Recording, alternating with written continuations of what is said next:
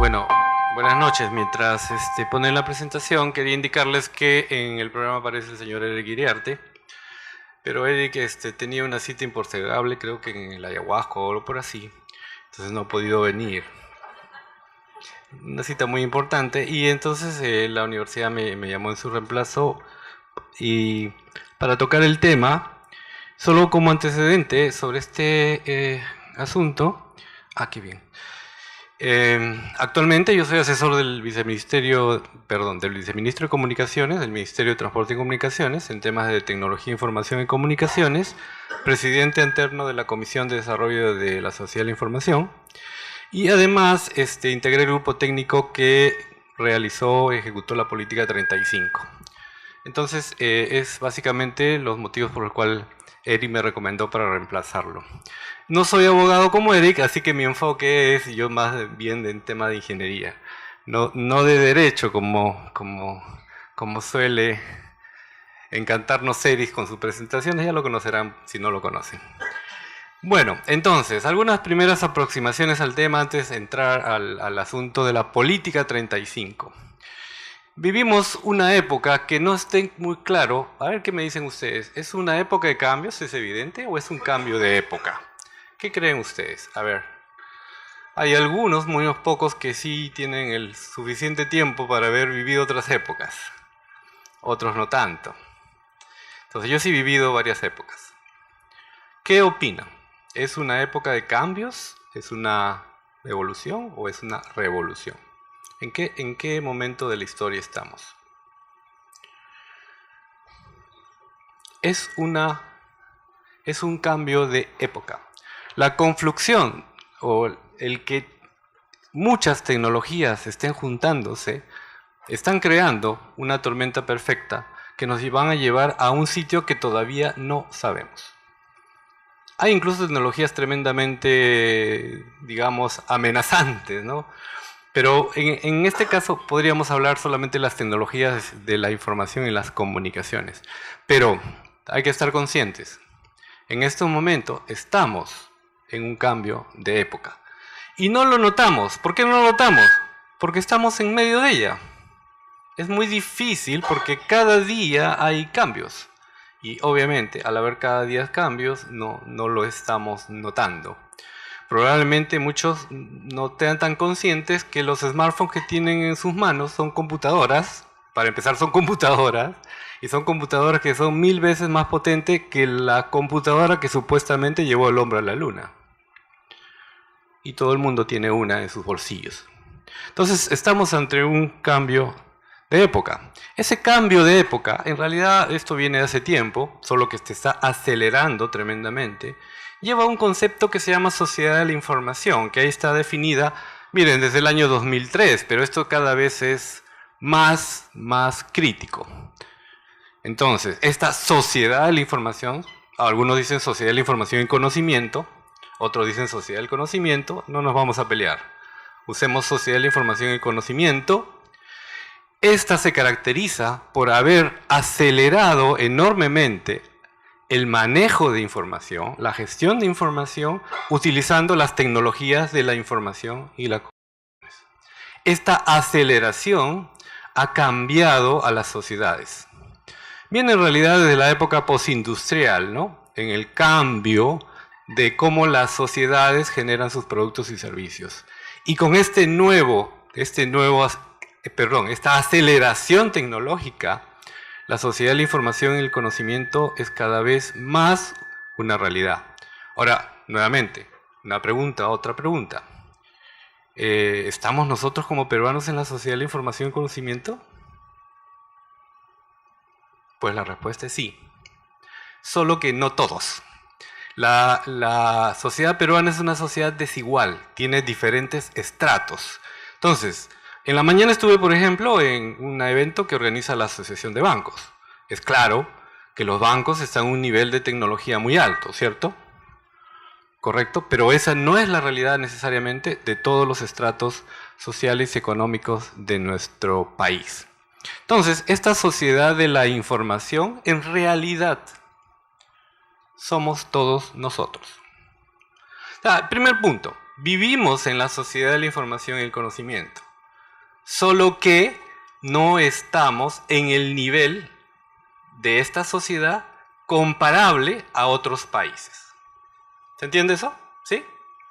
¿De acuerdo? Obviamente no nos comparemos con Finlandia, comparémonos con Chile o con Colombia.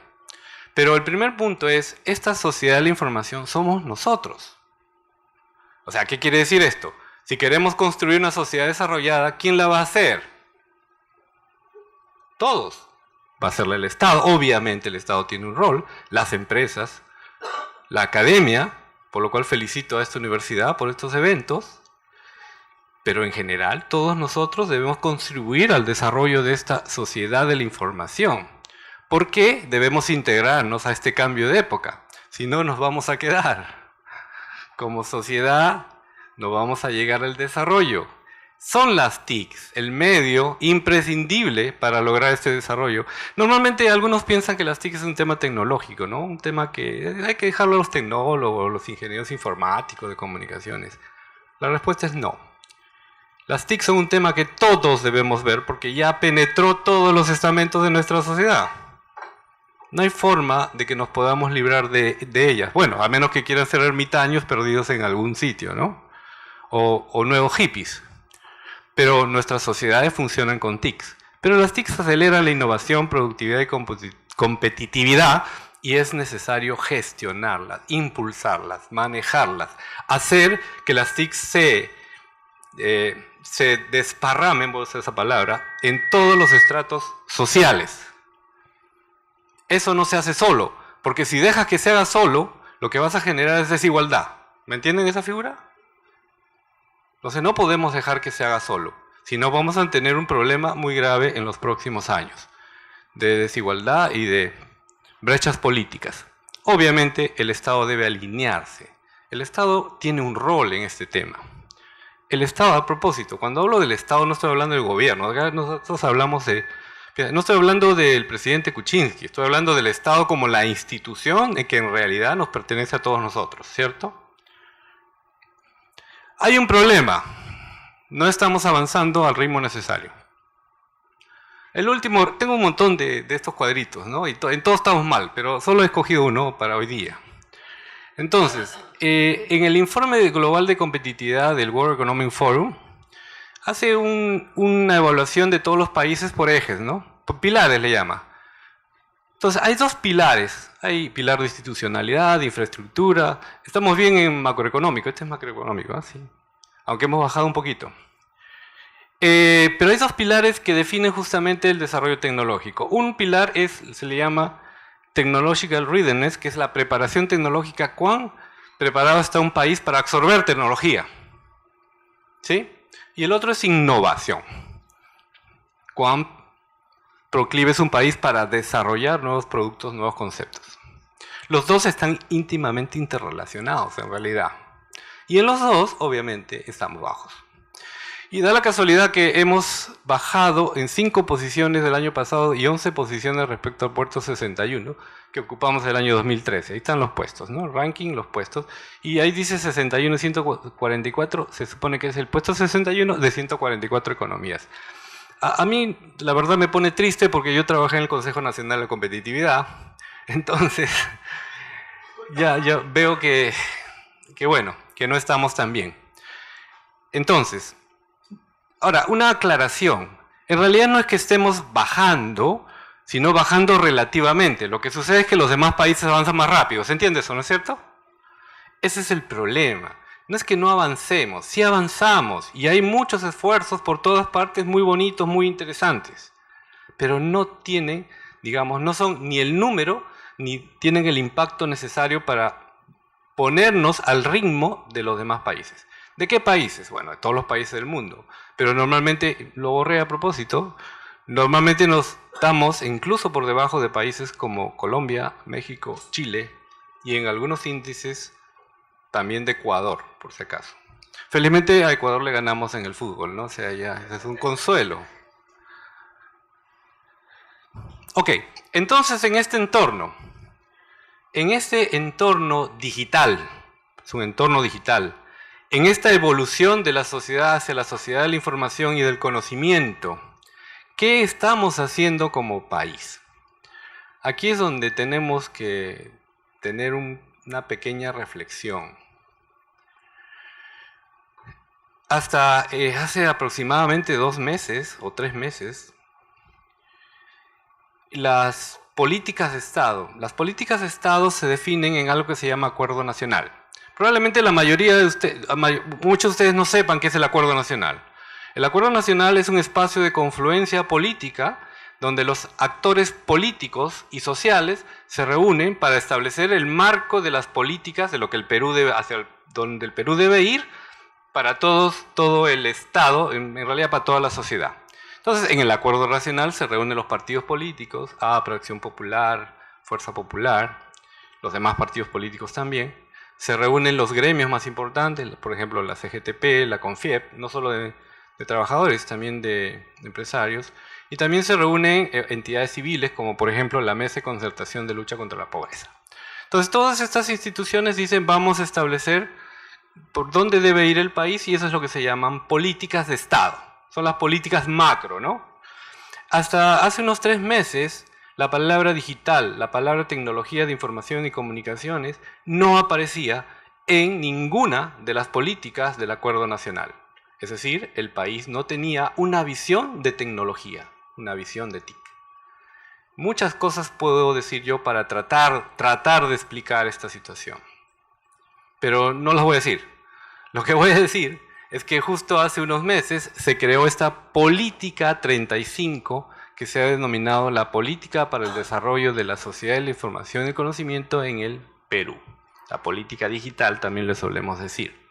Antes de entrar al desarrollo de la política, ¿por qué es necesaria una política de Estado? Primero, porque tenemos que establecer una visión, en este caso de la transformación digital de la sociedad peruana. Y si bien la palabra transformación digital está como medio manoseada, no deja de ser cierto. No estamos hablando de automatización en el sentido clásico, estamos hablando de transformación digital.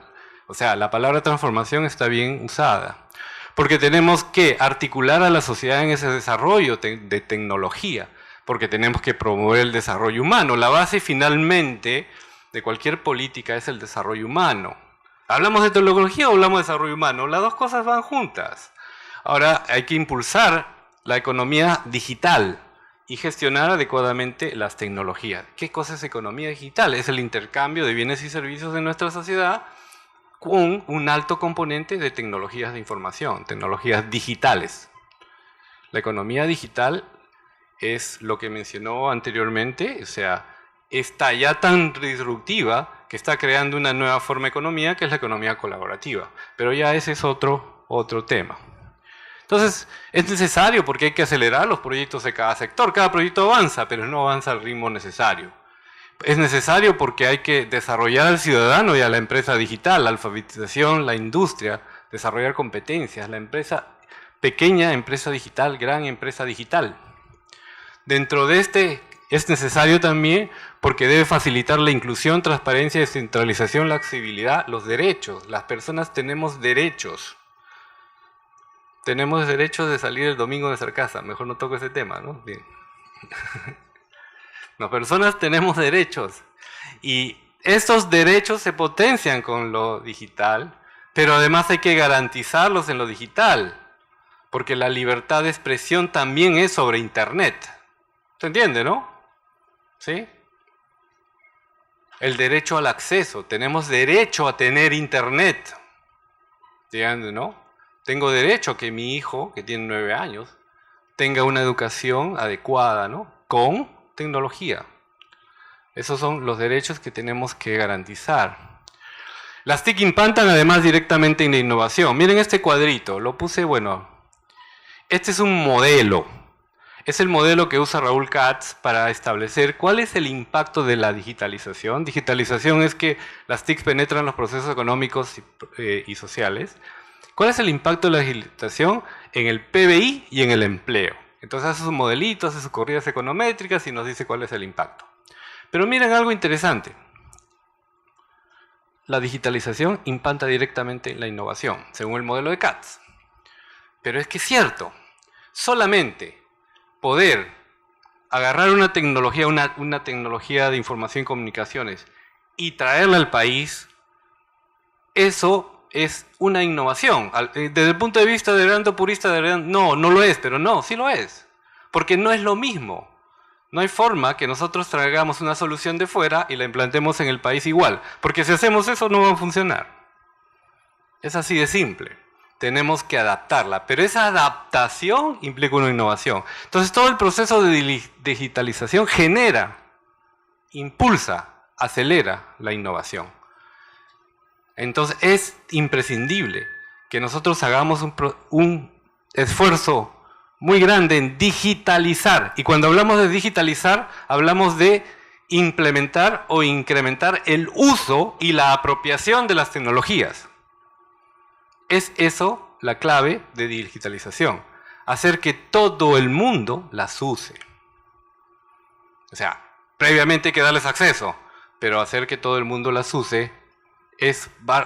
Pero, a ver, que las use no solo para jugar, por si acaso, no solo para... Voy a mi Facebook y voy a ver las fotos. No, no solo es para eso, es también para producir. Las dos cosas.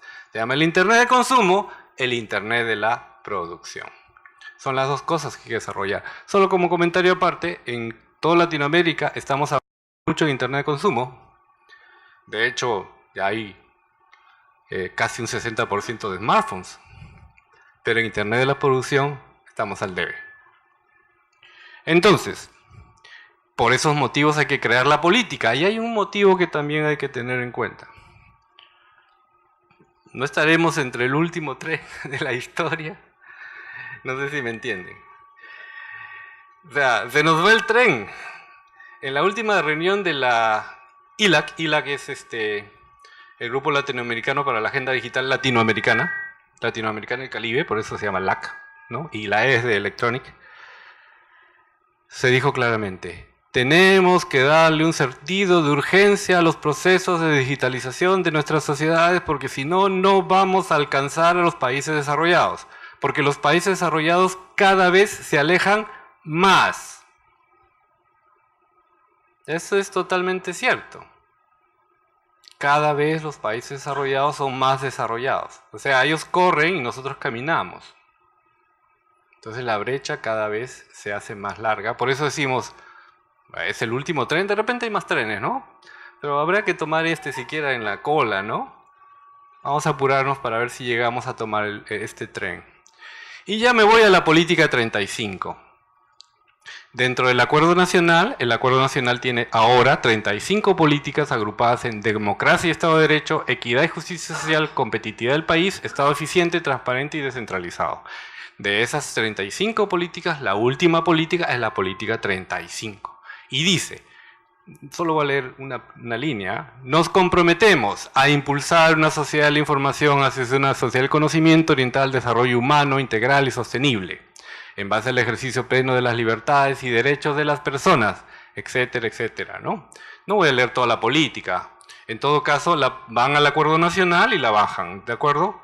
Pero sí quiero comentar algo al respecto. Está orientada al desarrollo humano. ¿Por qué? Lo que se discutió en el grupo es, no estamos hablando de tecnología, estamos hablando de las personas. La política debe buscar enfocarse en la persona y su desarrollo. Eso es.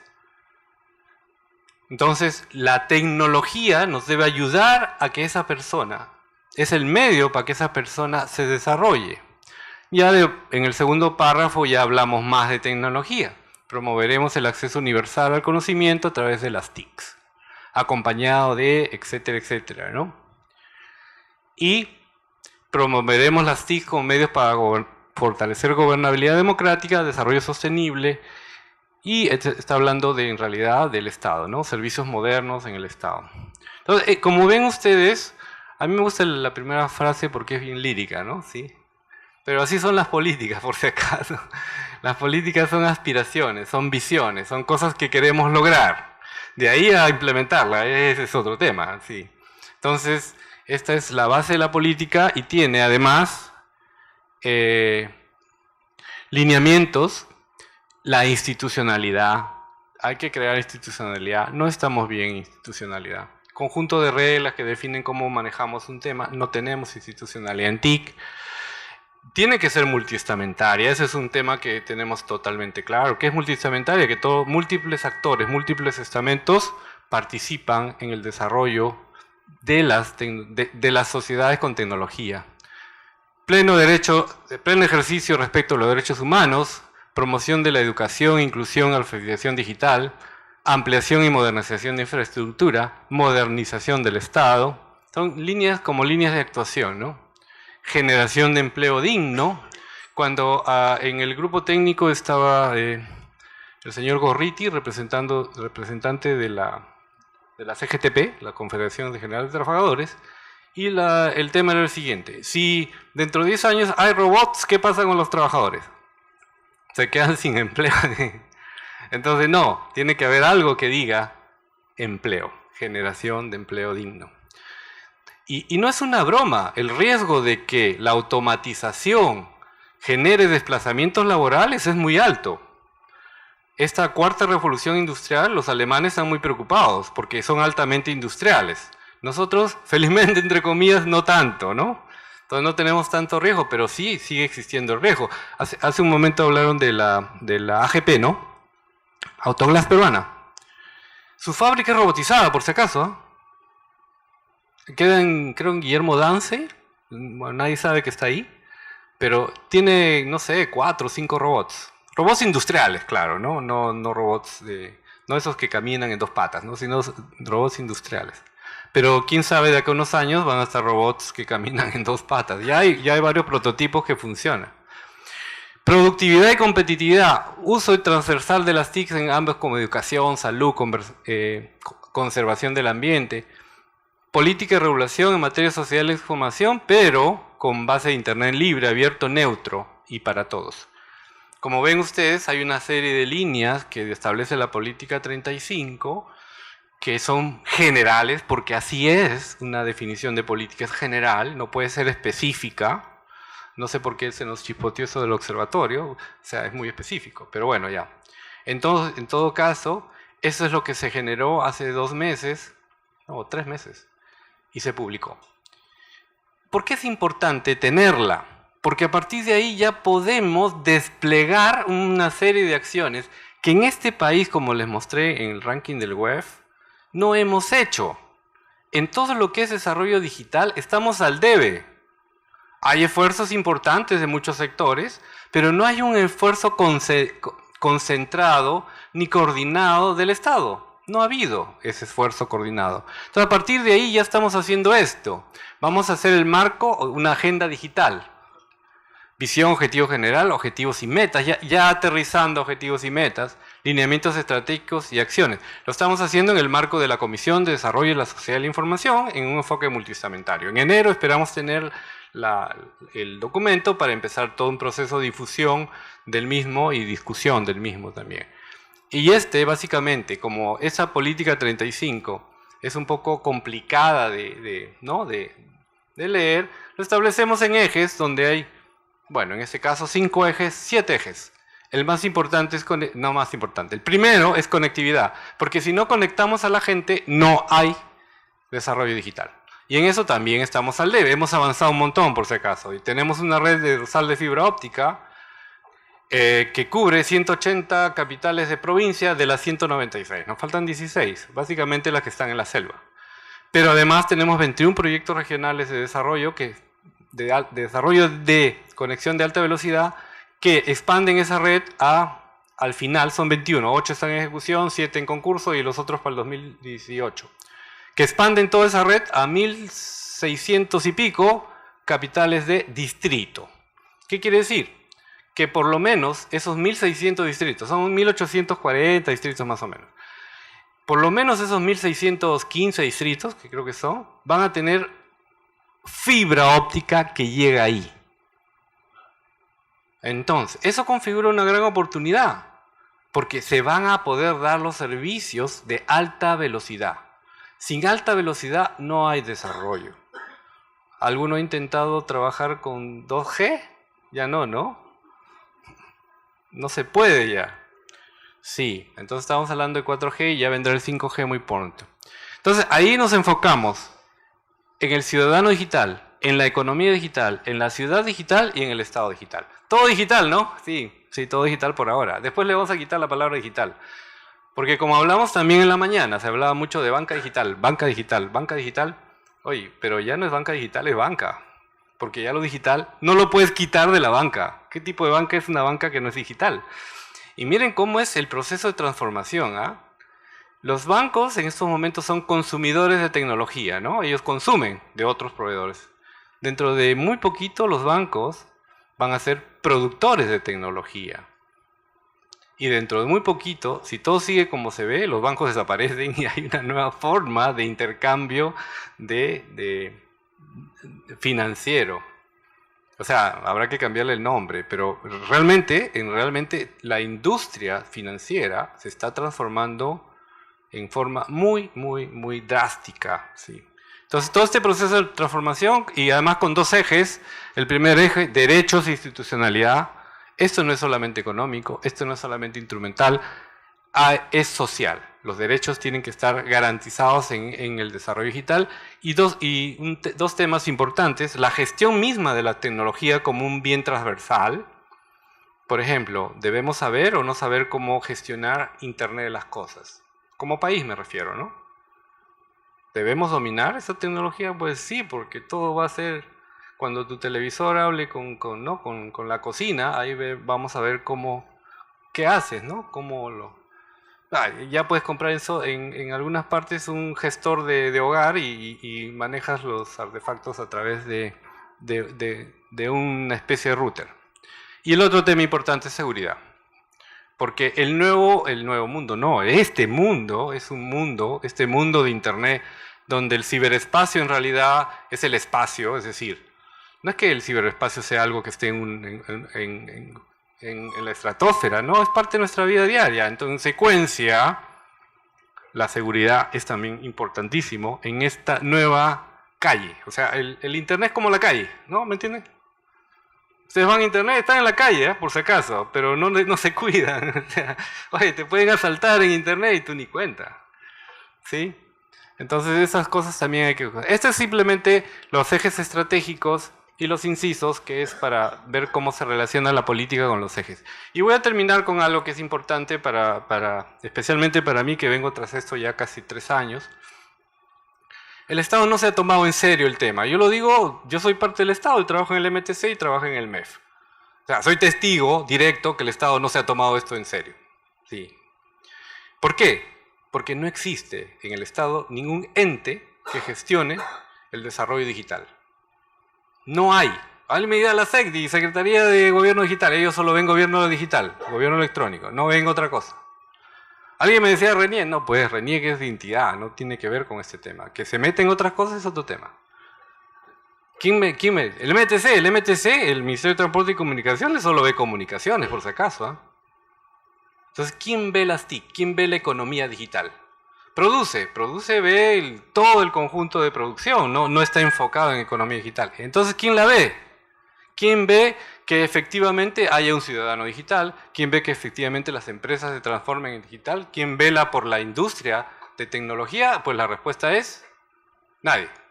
Entonces, esto yo creo que está en debe, por eso nuestra propuesta inicialmente es crear este ente rector como una transformación del Ministerio de Transporte y Comunicaciones en el Ministerio de Transportes y TIC. La propuesta suena medio raro que lo diga porque lo hemos estado diciendo casi un año. Entonces, ¿cuándo? Me dice, ¿y para cuándo? Bueno, ¿qué le digo? No sé, está en el ministro. Es que cambiaron al ministro. Bueno, cambiaron al ministro. Otra vez. No, que se estaba peleando el Congreso con el Ejecutivo. Entonces, ¿cómo vas a presentar el proyecto de ley? Porque es una ley, por si acaso, es una ley. Porque somos muy inteligentes al armar las estructuras, que las armamos con leyes. Cosa que si las queremos cambiar, tenemos que ir hasta el Congreso.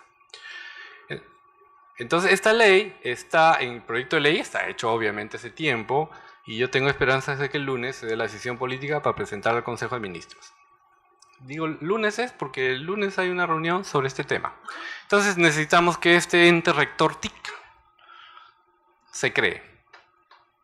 Y este ente rector TIC no es una coordinación del Estado, es una coordinación de lo que llamamos ecosistema digital. O sea, la interrelación de diversas entidades en una serie de actividades comunes, o sea, juntar Estado, sociedad civil, academia, industria, articular soluciones, articular desarrollos, articular si es necesario reglamentaciones, ¿sí? Y tomar el peso de todo el desarrollo digital que se nos viene con los temas muy, muy dramáticos que van a ser la cuarta revolución industrial, que así le llaman, el último tren de la historia, ¿no? La cuarta revolución industrial, la economía colaborativa, que son los taxis, ¿no? Los easy taxis, pero eso solamente es la puntita del iceberg. Y entonces, eso es, esperamos que impulsar este desarrollo y que, vuelvo a reiterar, el desarrollo de la sociedad de la información y el conocimiento es el desarrollo de todos nosotros. Bien, gracias.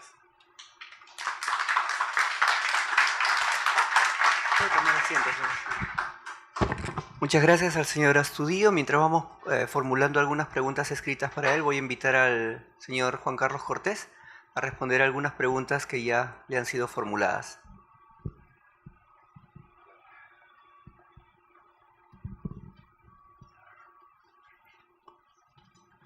Bueno, tengo las siguientes preguntas. La primera es cómo puedo trabajar en un proyecto de innovación con el Estado. Bueno, depende, ¿no? Digamos, una serie de aspectos. La idea depende de dónde trabaja, ¿no? Si está en el propio Estado, digamos, cuál es el desarrollo en su institución. Y luego lo que se está tratando es justamente de elaborar proyectos teniendo en consideración a los ciudadanos. Entonces, en realidad es bastante amplia la pregunta y habría que ver exactamente en qué proyecto, en qué innovación gustaría trabajar, ¿no?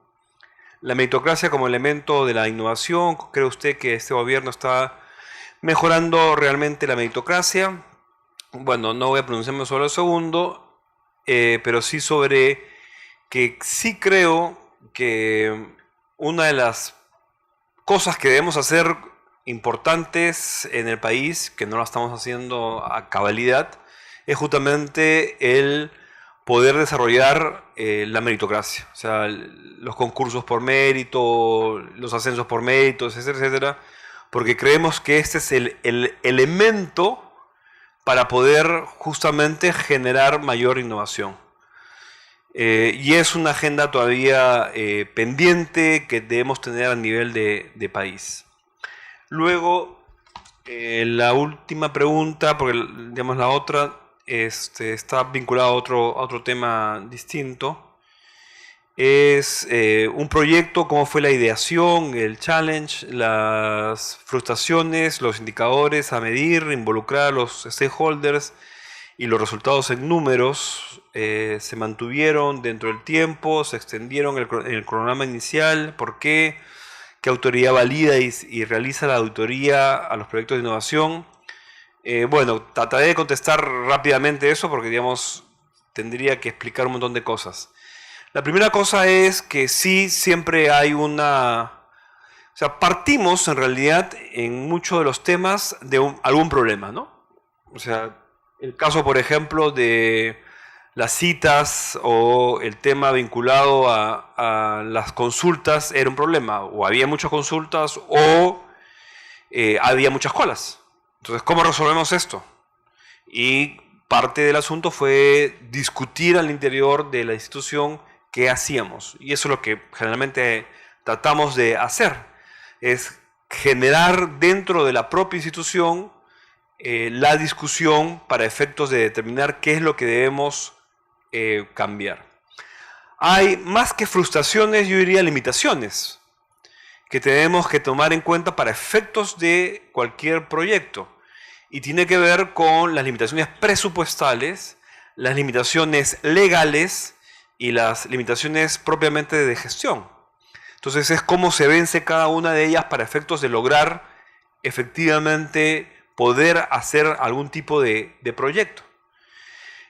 Todo proyecto tiene indicadores para justamente el tema de medir. Por ejemplo, hemos estado midiendo, digamos, en el caso que estamos mencionando de las citas, cómo ha venido funcionando, si hay quejas, el número de personas que llegan al tiempo, el número de personas digamos, que son atendidas no con minutos retrasos, etcétera, etcétera, ¿no? Entonces, en función de eso vamos ajustando lo que hemos tratado. ¿Cuántas de ellas vienen de regiones? ¿Cuántas de ellas vienen de Lima? Las de Lima que no venían, ¿a dónde han ido? Etcétera, etcétera. Digamos, el tema del tiempo, sí, nunca hemos dado con el cronograma inicial, siempre vamos ajustando. ¿Y qué autoridad valida? En realidad, digamos, somos nosotros los que validamos y hacemos la innovación. No hay una autoridad que valide las innovaciones, ¿no? No existe esa autoridad y creo que no debería existir tampoco, ¿no? Lo que puede haber son ciertas instituciones que ayudan a realizar innovaciones, como podría ser el caso del Lab 51, ¿no? El Lab más 51. Un tema importante en cuanto a esto es, digamos, obviamente el tema del propio presupuesto, ¿no?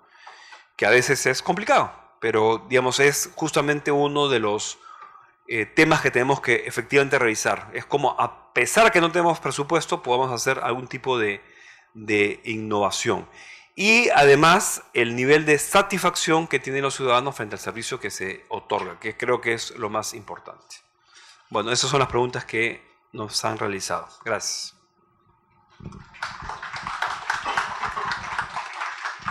Gracias, señor Cortés. Le doy la palabra al señor Astudillo. A ver, me preguntan aquí qué está haciendo el Ministerio de Transportes y Comunicaciones para la implementación de sistemas de comunicaciones para diferentes provincias, ciudades alejadas de la capital, porque ellos carecen de internet. Esa es la primera, ¿no? A ver, hace ya cerca de 3 años, sí, se lanzó el proyecto Red Dorsal Nacional de Fibra Óptica. Esta red dorsal nacional de fibra óptica es una red de transporte, o sea, no es una red que llega al usuario final, es una red que conecta a otros operadores. Y ya se ejecutó y ya está operando. Conecta a 180 capitales de provincia. Ahora bien, para llegar a los demás distritos, para llegar con fibra a los distritos o redes de alta velocidad, no necesariamente fibra en algunos casos. Entonces se han establecido 21 proyectos regionales, son 21, nos quedan otras regiones que no están incluidas, pero son 21. Esos 21 lo que buscan es ampliar la red de transporte hacia los distritos y generar redes de acceso, es decir, esta vez sí ya usuarios finales, pero como está en el ámbito de FITEL, cubriendo solamente zonas rurales o de preferente interés social y cubriendo colegios, postas médicas y comisarías. Entonces, estos 21 proyectos, 8 están en ejecución, entre ellos, por ejemplo, el de Cajamarca. En Cajamarca debe terminar en enero, entonces, por ejemplo, en Cajamarca todos los distritos de la provincia de Chota van a tener fibra. Pero eso no quiere decir que todos tengan internet, porque tiene que ir un operador y dar los servicios de internet en esa zona. La idea es que la infraestructura, como se concesiona, entonces los precios bajan, ¿me entienden, no? Entonces bajan y hacen posible que se pueda dar internet en esa zona. Hace unos años el costo mega de internet era cerca de $500, o sea, si yo quería tener un mega puesto en alguna provincia del Perú, tenía que pagar $500, solamente el transporte. Entonces ese precio ahorita ha bajado, está en cerca de los $14, para que vean cómo funciona. Estos mercados son bastante interesantes. Entonces, esos 21 proyectos regionales, y además hay otros proyectos ya más pequeños que está ejecutando FITEL. FITEL es el Fondo de Inversión en Tecnología de Telecomunicaciones, ¿no?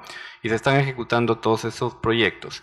La idea es, en un enfoque de accesibilidad, dar internet a la mayor parte del Perú o dar la oportunidad de que haya internet. Ahora, soy claro, es necesario ampliar las políticas en el desarrollo de esa infraestructura. La pregunta es qué hacer para avanzar más rápido para una sociedad de la información.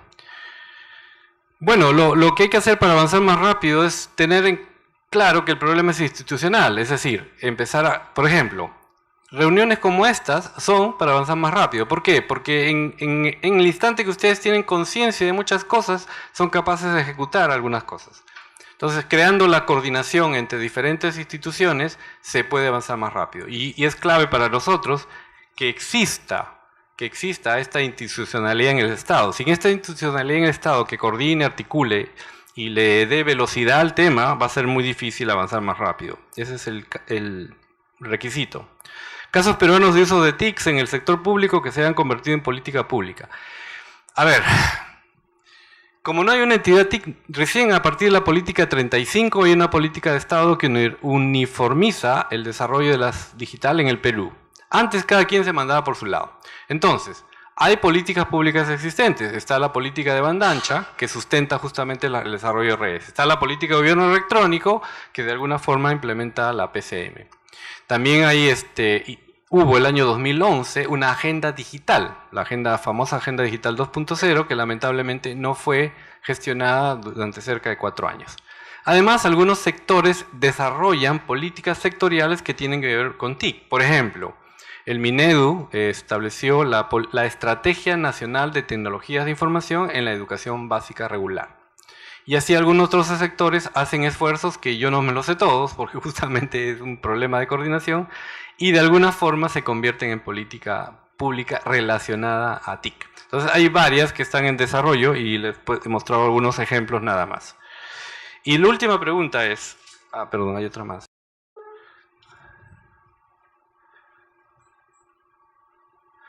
Siendo que la innovación puede ser disruptiva, ¿qué medidas se están tomando para asegurar la estabilidad laboral de los funcionarios? ¿Y qué sucede con otros instrumentos de gestión menos amigables con la innovación? A ver, si la interpreto, la pregunta es bien complicada. Voy a tratar de responderla. A ver, asegurar la estabilidad laboral de los funcionarios, a mí no me interesa. A mí no me interesa la estabilidad laboral de los funcionarios.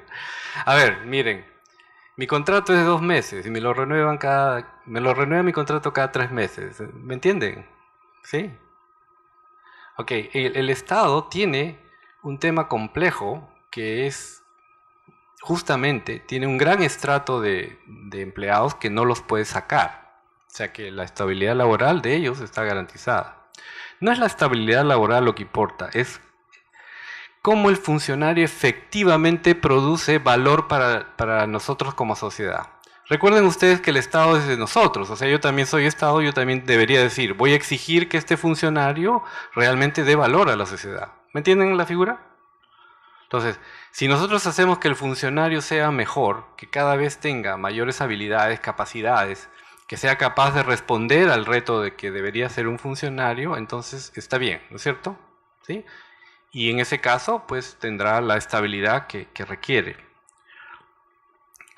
¿Y qué sucede con otros instrumentos de gestión menos amigables con la innovación? El Estado en realidad, y esta es una experiencia personal, ¿no?, está lleno de instrumentos que están contra la innovación. O sea, cada vez que caminas por un ministerio, ¿cierto?, encuentras una traba a la innovación. Un ejemplito, sencillo. Resulta que hay recibos por honorarios electrónicos, ¿saben, no es cierto? Ok. Entonces el Estado, para mí es una innovación, dijo, todos los proveedores del Estado de honorarios profesionales van a usar recibos electrónicos. Excelente. Entonces, un proveedor, o yo mismo, ¿no?, porque en un momento dado daba recibos por honorarios, entonces presento mi recibo, pero el recibo no presento recibo, presento la copia de recibo, ¿cierto? La impresión de recibo. Entonces llega la OGA, a la Oficina de Gestión de Administración, me dice, no, esta copia tiene que tener abajo, que diga, tiene que decir SUNAT, abajo, así, abajito, sí. Esa SUNAT lo ponía la impresión, ¿no? Eso lo imprimía el Chrome, le ponía abajo SUNAT, ¿no? O sea, y lo devolvieron. Y lo devolvieron, o sea, lo devolvieron el expediente. No, tiene que subsanar esta observación, ahí de control previo. A los que trabajan en el Estado saben perfectamente qué cosa es control previo. Entonces, un ratito, pero en realidad el recibo, ese papel no vale, porque es solo una representación del recibo. El recibo es el que está en la SUNAT en este caso, es electrónico. ¿Ah? Sí, es electrónico y por las normas de SUNAT ya está otorgado, es decir, ni siquiera tendría que entregar el papel porque ya está, ya aparece en el estado de la entidad, o sea, pero ese tipo de cosas son cosas de todos los días en el estado. Entonces, ¿qué hacemos con esos instrumentos que realmente limitan la innovación? Porque tú quieres hacer algo nuevo en el Estado, te vas a encontrar con eso. Te vas a encontrar con un funcionario que te dice no se puede hacer, no se puede hacer, que esto va contra el procedimiento, que por aquí, ¿me entienden? Entonces, ese es un tema muy importante, yo creo que el Estado debe tratar. Lo está haciendo, pero creo que todavía falta mucho en ese sentido. Y la última pregunta es, ¿el manejo de los temas digitales y las TIC no sería más conveniente manejarlas por un nuevo Ministerio de Tecnología y la Información? Sí, claro, por supuesto. ¿Quién dijo eso? ¿Quién preguntó eso? ¿De acuerdo? Estoy de acuerdo contigo. ¿Dónde firmo? El gran problema es el siguiente. Si presentamos un proyecto de ley para un nuevo ministerio, el Congreso nos va a decir, oye, ¿qué? ¿Más burocracia? Ya tienes 19 ministerios, ¿quieres 20? ¿Me entienden? Entonces, el momento político, lamentablemente, no era para crear un nuevo ministerio y tuvimos que plantear la opción de crear un viceministerio, o sea, transformar un ministerio existente en el Ministerio de las TIC. Esperamos que en el 2021 el momento político sea diferente y podamos efectivamente, miren cómo es, ¿no? Colombia ha avanzado un montón porque tiene un MINTIC. Nosotros hicimos un estudio en el CNC del modelo institucional y dijimos, ya, el modelo institucional tiene que ser centralizado. Centralizar decisiones para avanzar rápido. Necesitamos un modelo centralizado, o sea, un ministerio o una agencia centralizada. Pero los momentos políticos son los que finalmente deciden. Gracias.